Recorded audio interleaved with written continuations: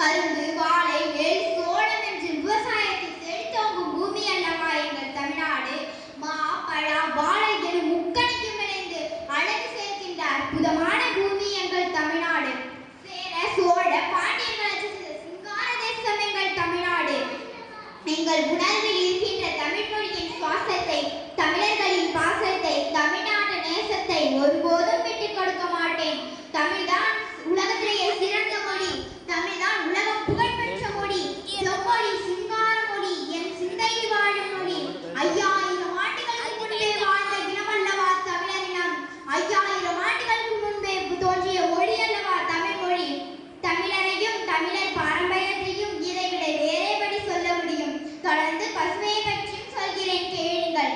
நாடே பாலைவனமாக போகிறது. வானத்தில் மழை இல்லை, ஆறு, குளம், ஏரியில் தண்ணீர் இல்லை, முப்போகம் விளைந்த நிலத்தில் முழுசாக உயிர் இல்லை. அப்படி இருக்க வருங்காலத்தில் நம் சந்ததிகள் எல்லாம் எப்படி நிறைவாக வாழும், எப்படி நிம்மதியாக வாழும்? நன்றாக சிந்தித்து பாருங்கள். இதை எல்லாவற்றிற்கும் காரணம் வேறு யாரும் அல்ல, நாம் தான், நாம் மட்டும்தான். நீரின்றி அமையாது உலகு என்று கேட்டிருக்கிறோம், படித்திருக்கிறோம். அந்த நீருக்கு காரணமான மரங்களை வளர்க்க வேண்டியது நமது கடமை அல்லவா? தயவு